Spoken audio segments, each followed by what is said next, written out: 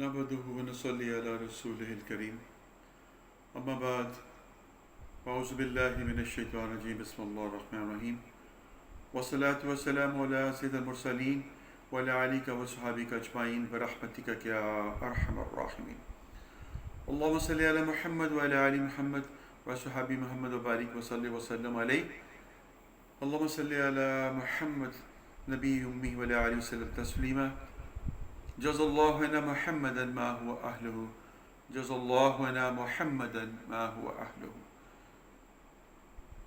نبی کریم صلی اللہ علیہ وسلم کی بارگاہ میں بے حد عقیدت کے ساتھ درود و سلام، لاکھوں کروڑوں درود و سلام اللہ پہنچائے ان پہ۔ السلام علیکم ناظرین، میں آج آپ کے ساتھ سب سے پہلے تو ذی الحج کا چاند جو ہے وہ الحمدللہ آج طلوع ہو گیا، تو ذی الحج کی یکم ہو گئی ہمارے پاس انشاءاللہ۔ اور جیسے میں نے لاسٹ لیکچر میں آپ سے کہا تھا کہ یہ 10 ایام جو ہیں اللہ سبحانہ تعالیٰ کو بہت عزیز ہیں، ان کے اندر حج ہے، صدقہ ہے، نماز ہے، روزہ ہے، اس قربانی ہے۔ تو آج ہم قربانی کے اوپر بات کریں گے۔ قربانی جو ہے یہ سنت ابراہیمی ہے، اور نبی کریم صلی اللہ علیہ وسلم کی یہ سنت رہی ہے، ٹھیک ہے، واجب نہیں ہے، سنت ہے۔ اور نبی صلی اللہ علیہ وسلم اور صحابہ ہر سال قربانی کیا کرتے تھے۔ نبی صلی اللہ علیہ وسلم نے ریگولر قربانی کی، متواتر قربانی کی، صحابہ نے بھی اس کی تقلید کی، لہٰذا آپ کی سنت مبارکہ ہے، اور ہمیں ضرور جس کے استطاعت ہے اس کو قربانی ضرور دینی چاہیے۔ اب اس میں صرف میں وہ بات کروں گا آپ سے کہ جس کو ہم لوگوں نے تھوڑا سا غلط مینیپولیٹ کیا ہوا ہے، اور ایک متھ سی بن کی ہوئی ہے ہمارے یہاں پر۔ قربانی اللہ کے لیے ہے، اور سنت ابراہیمی ہے، اور رسول اللہ صلی اللہ علیہ وسلم کی بھی سنت رہی ہے، تو ہم اس کو فالو کرتے ہوئے قربانی کا سلسلہ کرتے ہیں۔ اوکے فائن، بالکل ٹھیک ہے۔ اب پرابلم کیا ہے؟ پرابلم یہ ہے انما اعمال بالنیات، عمل کا درمدر نیت کے اوپر ہے۔ جس طرح سے ہماری نیت ہوتی ہے ویسا اگر ہمارا عمل ہے تو بے حد مقبول ہے، اور اگر ہماری نیت اور ہمارے عمل میں تضاد ہے تو رب ہماری نیت کو دیکھتا ہے، عمل کو نہیں دیکھتا۔ اگر آپ نے قربانی کا جانور اللہ کے لیے لیا ہے اور سنت ابراہیمی کو پورا کرنے کے لیے لیا ہے تو انشاءاللہ قبول ہے۔ اور اگر آپ نے اپنے ہمسایوں کے مقابلے میں ایک بڑا جانور لانے کی کوشش کی ہے، ان سے بہتر جانور خریدنے کی کوشش کی ہے، یا آپ کا سوچ یہ ہے بچے تنگ کرتے پیسن کہ قربانی کرنی ہے تو ہم نے یہ قربانی کا سلسلہ کر رہے ہیں، یا ہر سال کرتے ہیں، اس سال نہ کیا تو لوگ کیا کہیں گے، تو پھر آپ کی قربانی، آپ کا تمام جو کچھ بھی ہے صرف لوگوں کے لیے، رب کے لیے نہیں ہے۔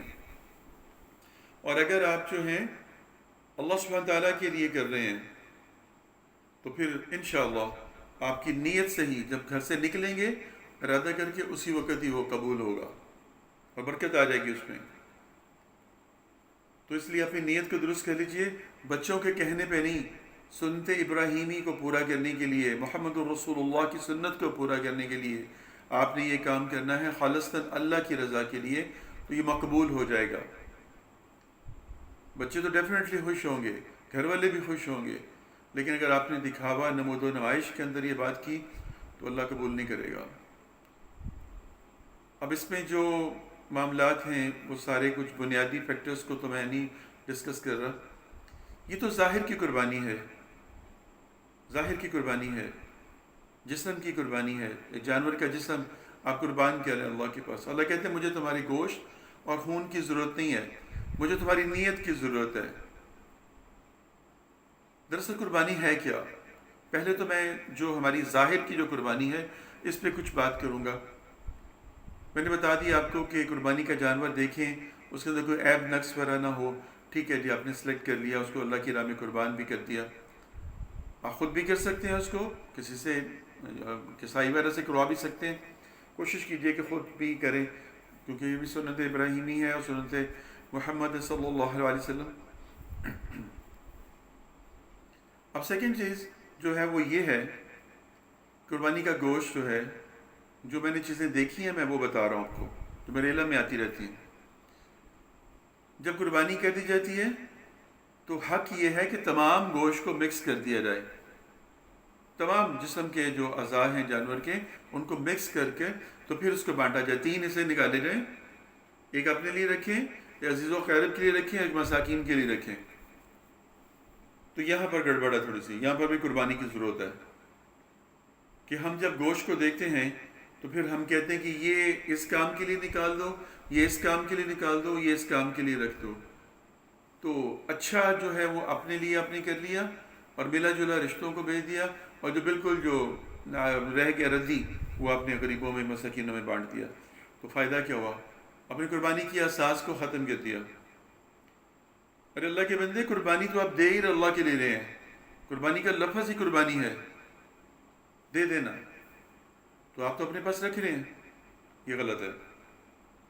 ٹھیک ہے جی، ایک تو اس کا خیال کیجئے، اور ان لوگوں کو جو اپنے عزیز و اقارب میں دیکھیے جن کے گھر میں سال پورا گوشت نہیں پکتا، ان کی افورڈنگ نہیں ہے، آپ ان کو ضرور عزت کے ساتھ اچھے والا گوشت ان کو بنا کے دیجئے تاکہ وہ پکائیں، خوش ہوں اور آپ کے حق میں دعا بھی کریں۔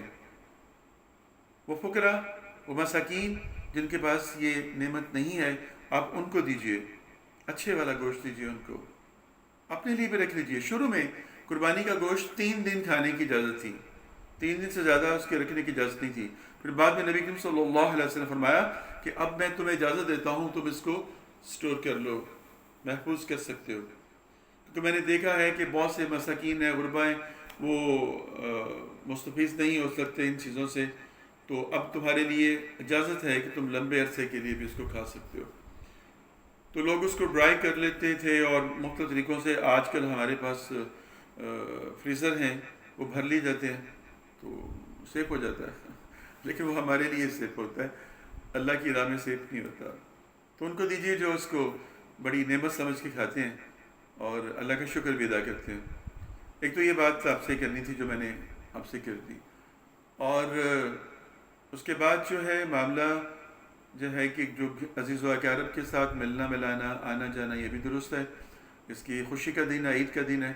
اور عید کی جو نماز فطر، عید الفطر کی جو نماز ہے، اس میں نبی کریم صلی اللہ علیہ وسلم گھر سے کچھ کھا کے جاتے تھے نماز پڑھنے کے لیے، لیکن عید الاضحیٰ کی جب نماز پڑھنے کے لیے جاتے تھے تو آپ جب تک واپس نہیں آ جاتے تھے کچھ نہیں کھاتے تھے۔ ٹھیک ہے، تو اکثر لوگ جو ہے وہ روزہ جو ہے وہ رکھ لیتے ہیں، تو 9 ذی الحج تک، یوم عرفہ تک روزہ ہے، 10 والے دن کا روزہ نہیں ہے، اور یہ آدھے دن کا روزہ کوئی روزہ نہیں ہوتا۔ ٹھیک ہے، روک لینا ایک اور بات ہے، جیسے کہ میں نے آپ سے عرض کیا کہ جو سنت نبوی ہے، جو میرے نبی صلی اللہ علیہ وسلم کا طریقہ ہے، وہ یہ ہے کہ جب عید کی نماز پڑھنے کے لیے گئے تو کچھ نہیں کھایا، اب اس میں گھنٹہ لگا، 2 گھنٹے لگے، 3 گھنٹے لگے، جب آپ واپس تشریف لے کر آئے آپ نے قربانی کر کے پھر کچھ کھا لیا، دیٹ از گڈ، بس یہی ہے۔ اب اگر آپ کا کسائی جو ہے وہ آپ کو نہیں اویلیبل ہوا، آپ 3 بجے وہ آیا تو 3 بجے تک آپ بیٹھے رہیں گے، تو یہ کس چیز کی طرف اشارہ ہو رہا ہے، یہ کس چیز کی طرف پوائنٹ آؤٹ ہو رہا ہے؟ یہ معاملہ ٹھیک نہیں ہے، اس کو غور کیجئے، ذرا اس پہ ذرا فکر کیجئے کہ وہ طریقہ کار کے لیے جو میرے نبی کا ہے صلی اللہ علیہ وسلم۔ مقصد صرف اتنا سا ہے کہ اپنے آپ کو روک لینا، یہ بھی قربانی ہے نا، کہ آپ صبح اٹھے، اس کے بعد آپ نماز کے لیے چلے گئے، واپس آئے، اللہ کی راہ میں اس کو قربان کر دیا، اس کے بعد پھر جو ہے آپ نے اپنا کچھ کھانا کا سلسلہ کر دیا، تو درست ہے، بہتر ہے۔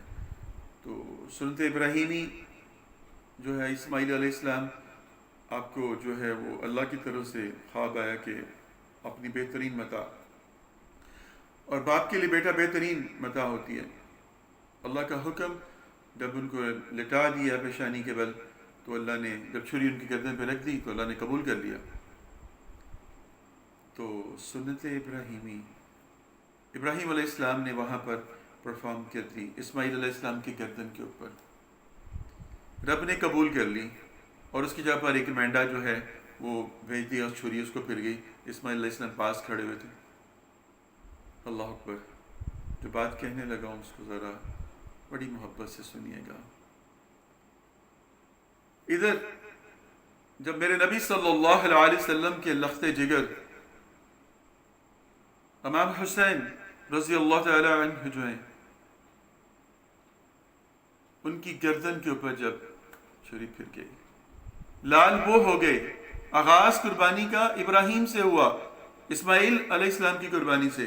رب نے ان کی نیت کو قبول کر کے اس کی جگہ پر مینڈا دے دیا، اور رب نبی صلی اللہ علیہ وسلم سے ان کے لخت جگر گوشے کا جو ہے سر جو ہے اس کو کٹوا لی۔ تو قربانی تو یہ ہے قربانی، یہ ہے دین کی قربانی، یہ ہے اسلام کی قربانی، یہ ہے لا الہ الا اللہ کے اوپر قربان ہو جانا، یہ ہے اپنی ہستی کو مٹا دینا۔ تو سر بھی بول رہا ہے لا الہ الا اللہ ہی کہہ رہا ہے، محمد رسول اللہ کہہ رہا ہے، یہی حق ہے، کلمہ حق ہے۔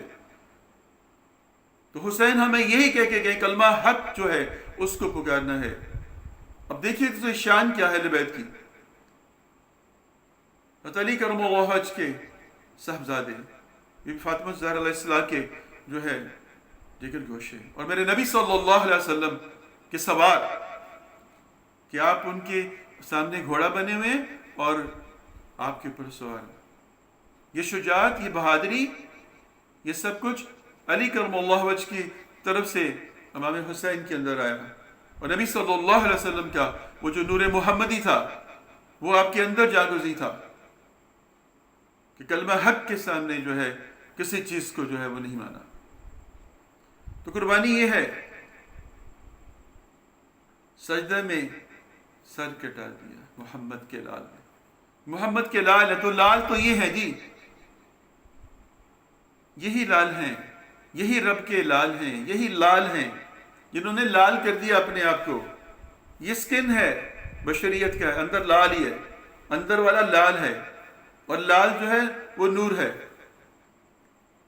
اگر اس میں رب اور رسول آ جاتا ہے تو نور آ جاتا ہے۔ نبی کریم صلی اللہ علیہ وسلم اپنے حجرے میں تھے، حضرت علی کرم اللہ وجہ، بی بی فاطمہ علیہ السلام اور امام حسن اور حسین تشریف لے کر آتے ہیں۔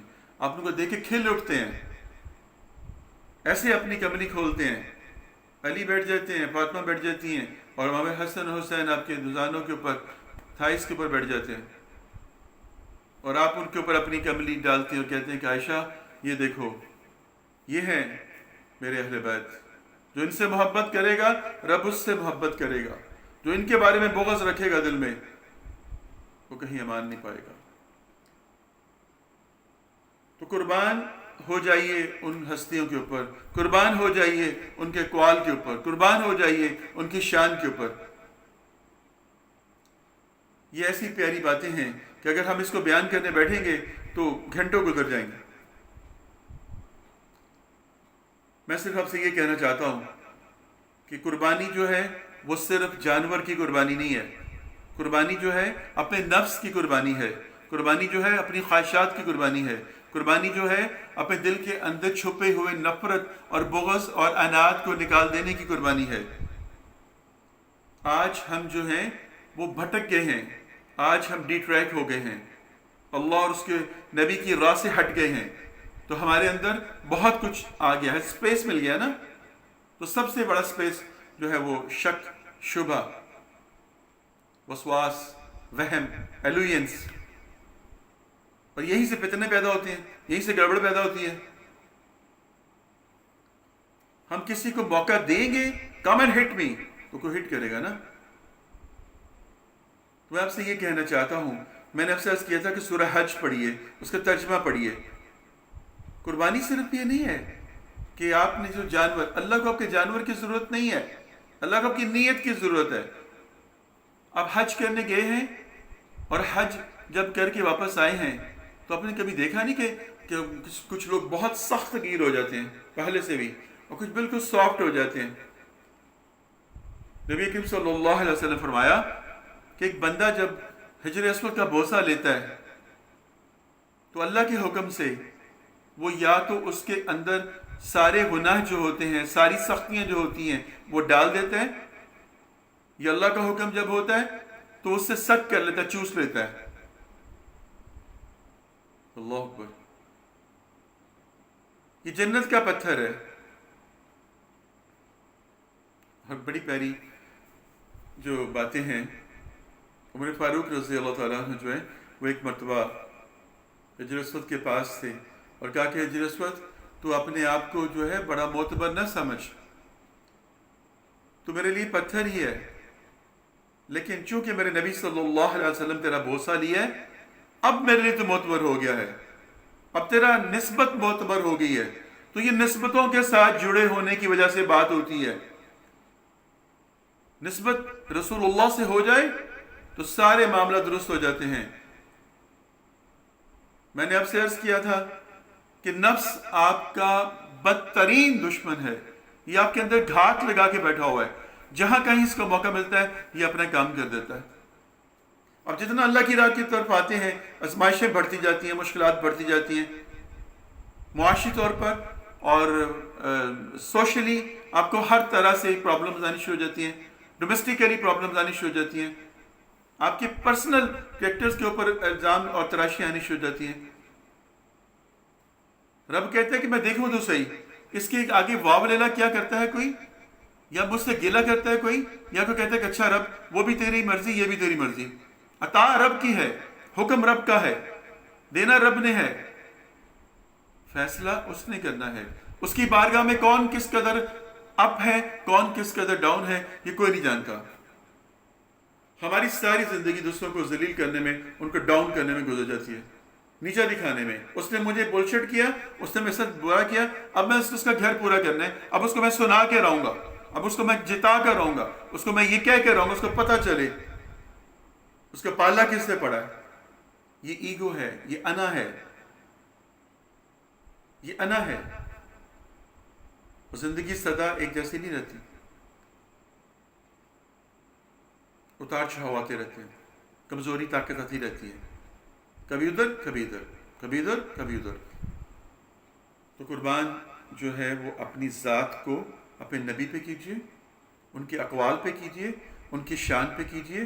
اور فلسفہ قربانی کے اندر صرف یہی فلسفہ ہے کہ یہ قربانی صرف اور صرف جانور کی نہیں ہے، یہ آپ کی خواہشات کی بھی قربانی ہے، آپ کے نفس کی بھی قربانی ہے۔ اگر آپ کو کوئی فیوریبل ماحول نہیں مل رہا، اگر آپ کی سوچ کے مطابق آپ کو زندگی نہیں مل رہی، کوئی سوچ کے مطابق آپ کے ساتھ آپ کی جاب کا سلسلہ نہیں بن رہا، کاروبار کا سلسلہ نہیں بن رہا، تو کوئی بات نہیں، پھر کیوں؟ اس کے ہاتھ میں ہے، اس کے ہاتھ میں ہے۔ رب کو پکاریے، رب آپ کے ساتھ ہے، دل سے پکاریے، دل کے ساتھ ہے۔ قربانی دیں گے تو قربانی کا صلہ مل جائے گا۔ اللہ مجھے اور آپ کو عمل کی توفیق عطا فرمائے اور ہماری قربانی کو بھی قبول فرمائے۔ وما علینا الا البیان۔ صدق اللہ العظیم۔